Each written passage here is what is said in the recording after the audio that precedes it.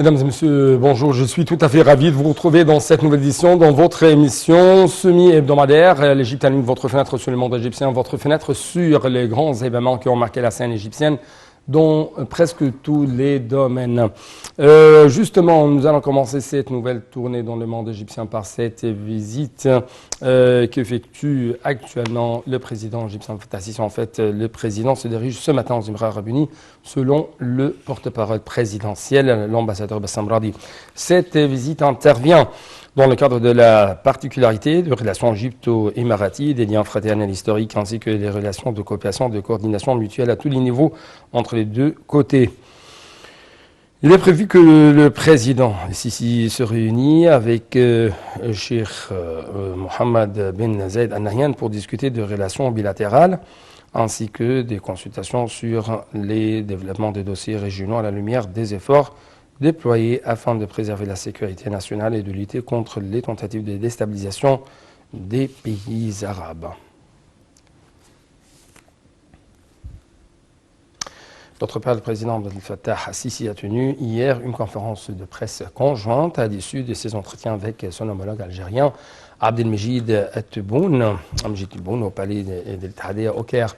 Le chef de l'État égyptien a salué les relations fortes et historiques liant l'Égypte et l'Algérie, mettant ainsi l'accent sur le destin commun qui regroupe les deux peuples.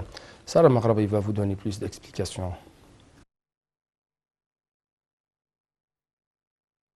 Algériens ont souligné l'importance d'intensifier la coordination lors de la prochaine période pour activer les mécanismes de l'action arabe commune dans le cadre de la Ligue arabe. C'est ce qu'a indiqué un communiqué publié à l'occasion de la visite actuelle du président algérien au Caire. Le chef de l'État s'est dit réjoui de la tenue en Algérie du prochain sommet arabe, se disant confiant dans le succès de l'Algérie à abriter ce sommet de manière optimale, vu son importance en tant qu'une étape importante pour unifier les visions arabes envers les diverses questions et renforcer les cadres de coopération et de coordination entre les États arabes. La réunion a porté sur le renforcement des relations bilatérales de manière à répondre aux aspirations de deux peuples et leurs intérêts communs, selon le communiqué. Les deux présidents ont convenu d'accélérer les préparatifs de la prochaine session du Haut Comité mixte et de les tenir au cours du premier semestre de l'année actuelle, afin de raffermir le partenariat commun et de conforter les cadres de coopération et coordination envers les questions régionales. Les deux bords ont exprimé leur attachement à poursuivre les efforts pour stimuler les investissements mutuels et tirer profit du climat attractif pour les investissements dans les deux pays, outre la hausse des échanges commerciaux, le développement des partenariats, l'échange des expertises dans les divers domaines, de manière à soutenir les efforts de deux États pour réaliser le développement et la prospérité, améliorer la performance de l'économie. Ils ont également discuté des questions arabes, jugeant important de préserver la sécurité nationale arabe sur un fond de graves défis auxquels la région est confrontée, soulignant l'importance de renforcer le concept de l'État national et de soutenir le rôle de ses institutions pour répondre aux aspirations des peuples arabes, rejetant les tentatives d'ingérence étrangère dans les affaires internes des États arabes. Les derniers développements de la cause palestinienne en tant que la question centrale de la nation arabe ont été au menu des discussions. Le président algérien a loué les efforts sincères joués par l'Égypte pour parvenir à la réconciliation interpalestinienne, ainsi que les efforts égyptiens pour la reconstruction de la bande de Gaza. À l'occasion de la journée nationale de la police égyptienne de 25 janvier, le président Abdel Fattah al-Sisi a déclaré que la date de 25 janvier resterait toujours gravée dans les mémoires des Égyptiens. Et Sisi a ajouté que cette date rappellerait toujours l'héroïsme des hommes de la police qui ont donné l'exemple de sacrifice en faveur de la patrie en 1952. Le chef de l'État a indiqué que cet esprit avait inspiré les policiers durant ces dernières années qui se sont sacrifiés pour éradiquer le terrorisme. Et Sisi a déclaré que les policiers avaient versé leur sang en vue de réaliser le développement et offrir une vie honorable pour le peuple égyptien, une des revendications de la révolution de 25 janvier. Le président a salué les Égyptiens à l'occasion de la journée de la police et à l'occasion de la révolution de 25 janvier de 2011, les appelant tous à suivre cette inspiration pour réaliser un meilleur avenir. Sur sa page officielle sur les réseaux sociaux, le Premier ministre égyptien, Dr Moustapha Madbouli, a mis l'accent sur l'importance qu'accorde l'Égypte à la conclusion d'un accord légal contraignant concernant le remplissage et l'activation du barrage éthiopien de la Renaissance. Il a ajouté que cet accord doit prendre en considération les intérêts de toutes les parties. Le Premier ministre a expliqué que l'accord doit permettre à l'Éthiopie d'exploiter ce barrage pour produire de l'électricité et de réaliser le développement durable, sans toutefois porter atteinte aux pays de l'aval, à savoir l'Égypte et le Soudan. Madbouli a de même déclaré que l'Égypte a accordé un très grand intérêt à la reprise des négociations le plus tôt possible en vue de résoudre le contentieux technique et légal. Il a indiqué que l'accord doit aussi prendre en considération le besoin de l'Égypte en eau et son dépendance plutôt en eau provenant du Nil bleu. Madbouli a ajouté que la réalisation de développement dans tous les pays du bassin du Nil avait toujours été une priorité pour l'Égypte. Le chef du gouvernement a ajouté que le Caire avait offert ses aides et son expertise aux pays africains frères afin de réaliser la stabilité dans ces pays. Madbouli a de même exprimé l'espoir plutôt, de parvenir à un accord avant d'avoir une nouvelle phase de coopération de stabilité dans la région.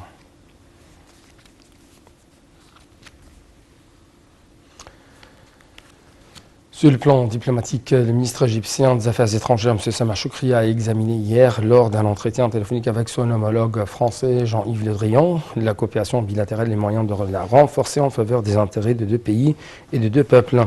Les deux ministres ont également discuté de dossiers du changement climatique. De son côté, M. Shoukry, président de la prochaine conférence des Nations Unies sur le changement climatique COP27, qui sera accueilli par l'Égypte, a confirmé que l'Égypte travaillerait pour transformer les engagements pris en actions concrètes, conformément à l'accord de Paris sur le changement climatique et les recommandations de la conférence de Glasgow.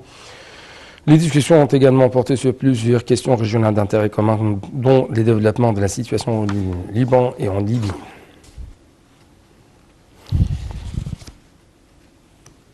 D'autre part, le ministre égyptien des Affaires étrangères, M. Sameh Shoukry, a souligné l'importance de traiter les questions liées à la sécurité et à la stabilité dans la Corne d'Afrique dans une perspective globale.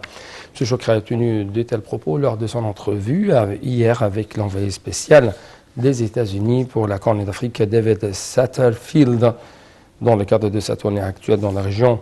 M. Satterfield a passé en revue la situation globale et les questions dans la Corne d'Afrique, en particulier la situation au Soudan. M. Shoukry a confirmé l'attachement de l'Égypte à apporter tout le soutien au Soudan, dont la sécurité et la stabilité font partie intégrante de la sécurité et de la stabilité de l'Égypte et de la région. Dans ce contexte, l'Égypte soutient l'initiative des Nations Unies visant à faciliter le dialogue global entre les différentes parties soudanaises en vue de régler la crise actuelle, selon M. Shoukry. Il a également souligné l'intérêt accordé par l'Égypte à la situation en Somalie et son soutien aux efforts visant à instaurer la sécurité et la stabilité dans le pays.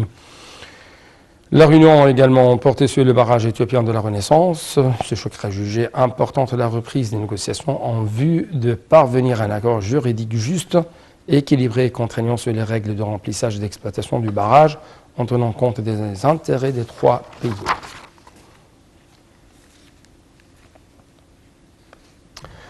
D'autre part, le ministre égyptien des Affaires étrangères, M. Sameh Shoukry, également président désigné de la 27e conférence des parties à la Convention cadre des Nations Unies sur les changements climatiques COP27, a participé au forum virtuel égypto-américain sur le changement climatique, et ce, en présence de l'envoyé présidentiel américain pour le climat, John Kerry. Le commentaire tout de suite.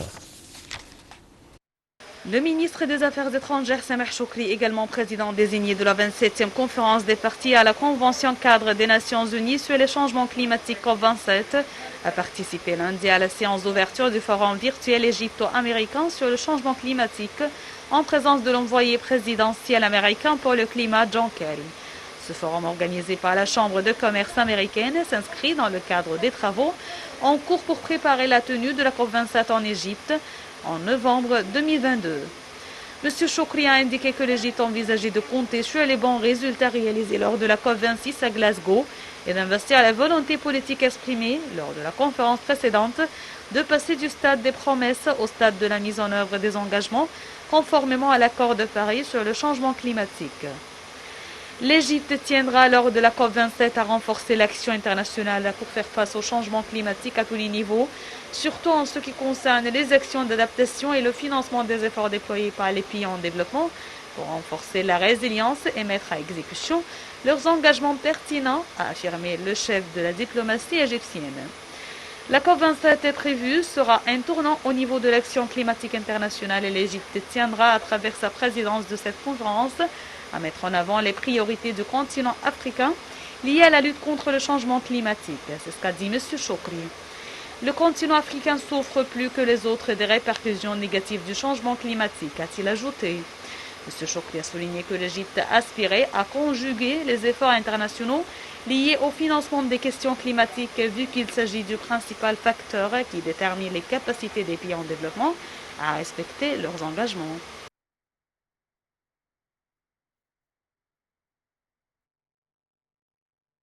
Le comité égyptien pour la reconstruction de Gaza a tenu hier un atelier international sur la reconstruction de la bande de Gaza en présence d'une délégation du Caire et avec la participation de délégations européennes officielles représentant un certain nombre d'États de l'Union européenne. L'atelier tenu dans la bande de Gaza vise à informer les délégations internationales sur le projet de reconstruction égyptien mis en œuvre dans la bande de Gaza, ainsi qu'à exhorter la communauté internationale et les donateurs à participer au processus de reconstruction de la bande de Gaza, et ce dans le but d'améliorer le niveau de vie.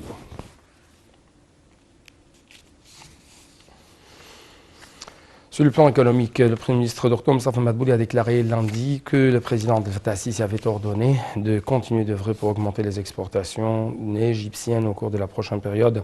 Madbouli a tenu ses propos lors d'une réunion tenue lundi avec les chefs et les représentants des conseils d'exportation pour examiner leurs propositions à l'égard de l'augmentation des exportations égyptiennes au cours de la période à venir.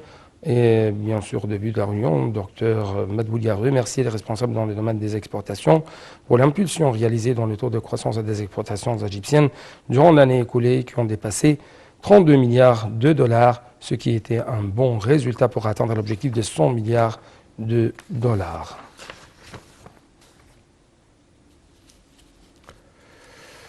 Le Premier ministre Dr Mostafa Madbouli a souligné que l'Égypte s'est engagée à investir sa prochaine présidence de la conférence de l'ONU sur les changements climatiques COP27 et son leadership dans l'action climatique mondiale pour renforcer le partenariat entre les secteurs publics et privés, la durabilité et la transition vers une économie verte.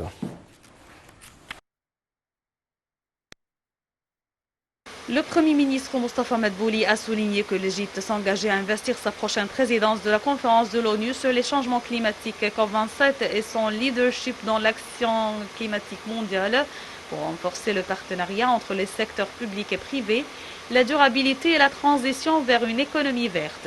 Madbouli a tenu ses propos lors de son allocution prononcée ce lundi au forum intitulé « Créer une dynamique vers la COP27 » pour renforcer la coopération entre les secteurs publics et privés et relever les défis climatiques.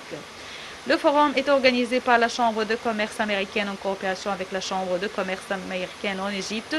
Il a noté qu'il existe de grands potentiels de coopération entre l'Égypte et les États-Unis dans ces domaines et qu'il aspire à nouer un partenariat continuel à cet égard au cours de la période à venir. Adressant les remerciements à la Chambre de commerce américaine pour la tenue de ce dialogue entre les deux pays à ce moment important où l'Égypte s'apprête à accueillir la 27e session de la conférence des nations parties à la Convention cadre des Nations Unies sur les changements climatiques COP27 en novembre prochain.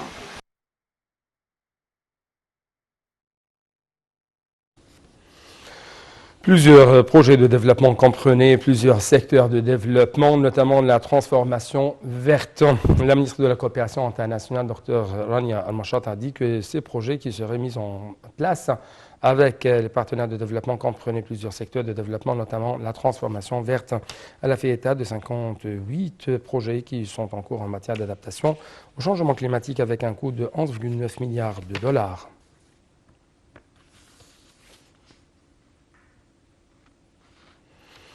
Le ministre du Pétrole et des Ressources minières, Tariq El-Molla, a déclaré que l'Égypte a adopté de nombreuses initiatives distinguées qui soutiennent le processus de réduction des émissions dans le domaine de l'énergie en élargissant les utilisations du gaz naturel comme combustible, vu son rôle important en tant que source d'énergie à faible émission pendant la période de transition énergétique, ainsi que des projets d'amélioration de l'efficacité énergétique.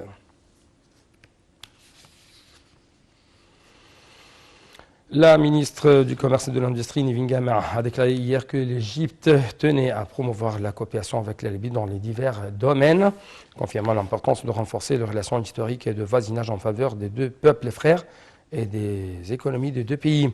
La ministre a discuté avec le ministre d'État libyen pour les affaires économiques, Salama Al-Jawil, du développement de la coopération économique et demande de soutenir des relations dans les domaines de commerce et d'investissement.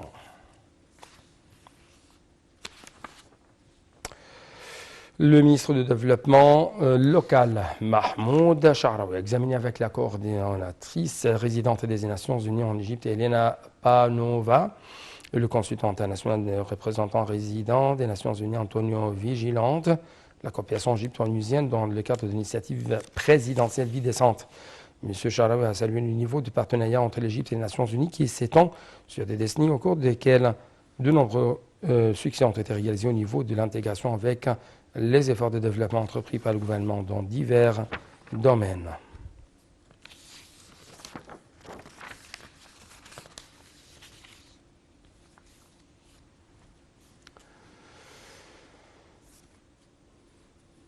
C'est ainsi donc, chers téléspectateurs, nous arrivons à la fin de cette édition. C'est pourquoi permettez-moi de vous remercier infiniment pour votre attention et toujours bonne suite de nos programmes sur NATEV International.